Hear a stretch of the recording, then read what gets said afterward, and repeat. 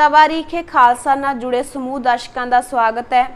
फतेह प्रवान करो जी। वाहिगुरू जी का खालसा, वाहिगुरू जी की फतेह। अज असीं गल करांगे सरदार करम सिंह हिस्टोरीयन के जीवन बारे, जिन्हां दा जीवन काल 1884 तो 1930 ईस्वी तक दा है।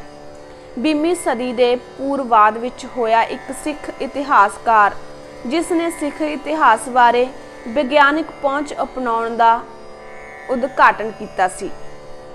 18 मार्च 1884 ईस्वी नूं अमृतसर जिले की तरनताਰਨ तहसील के झबाल पिंड विच सरदार झंडा सिंह ढिल्लों के घर माई विशन कौर की कुखों पैदा होए करम सिंह का परिवारक पिछोकड़ गुरु अर्जन देव जी के सिख भाई लिंगाह नाल जा जुड़दा है।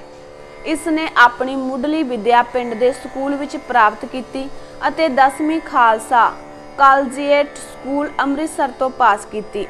इसे दौरान इस दे पिता नूं फौज तो सेवा मुक्त होण ते 50 किले जमीन शाहपुर सरगदा दे चक नंबर 29 जनूबी विच मिली अते सारा परिवार उत्थे चला गया।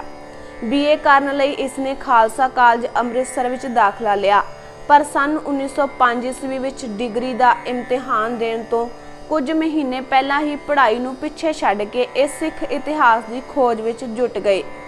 उदों सिख राज के कई समकाली जिउंदे सन, इसलिए उन्हां दे विचारां ते प्रभावां नूं कलमबंद करन लई इह थां-थां फिरन लग गए।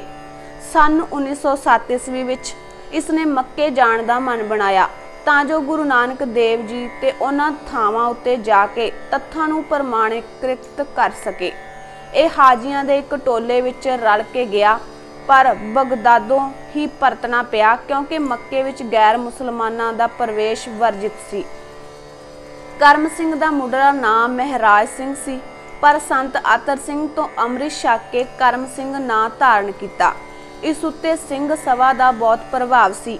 जदों करम सिंह ने इतिहास संबंधी अपनी विग्यानक अते तत्थ आधारित खोज नूं प्रकाशित करना आरंभ किया तां पुराण पंथियां अते परंपरावादियां ने बहुत मुखालफत की। आर्थिक संकट नूं दूर करन लई इसने सरगोदे विच वैदगी दा काम शुरू किया, पर यह काम इसनूं रास ना आया। फिर पंडित संत जवाला सिंह इसनूं पटियाले ले आया अते सर जोगिंदर सिंह की सहायता नाल स्टेट हिस्टोरीयन नियुक्त होया। इसे दौरान इसने बाबा आला सिंह बारे अपनी पुस्तक लिखी। इसने नैनीताल जिले के नियागांव पिंड विच ठेके उत्ते जमीन लैके मशीनी विधि नाल खेती करवाई अते नाल-नाल सिख इतिहास की खोज भी जारी रखी। जद 22 दसंबर 1929 ईस्वी नूं अमृतसर विच सिख हिस्टोरीकल सोसाइटी की स्थापना हुई तां इसनूं सकत्तर की जिम्मेवारी सौंपी गई। उन्हां ही दिनां विच खालसा कॉलेज अमृतसर ने इतिहासिक खोज का एक विभाग कायम किया अते करम सिंह नूं उसका व्यवस्थापक लगाया, पर उसनूं तपेदिक हो गया अते 10 सितंबर 1930 ईस्वी नूं तरनताਰਨ विच अकाल चलाना कर गया। इसने सन 1907 ईस्वी विच जीवन बिरतांत बाबा बंदा सिंह बहादुर, जीवन श्रीमती बीबी सदा कौर अते बीबी हरनाम कौर जी नां दीआं पुस्तकां प्रकाशित कीतियां। इस तो बाद जीवन बिरतांत महाराजा आला सिंह, केस अते सिੱਖੀ, गुरपुरब निर्णय, चिट्ठियां ते प्रस्ताव, बंदा कौन सी आदि पुस्तकां छप के सामने आईयां।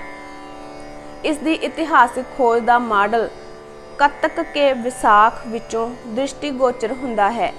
इस दे खोज आधारित निक्के निक्के प्रबंध जां नोट अक्सर फुलवाड़ी विच छपदे रहिंदे हन। इस मैगजीन का सिख इतिहास नंबर इसने खुद संपादित किया जो जनवरी 1930 ईस्वी विच छपिया।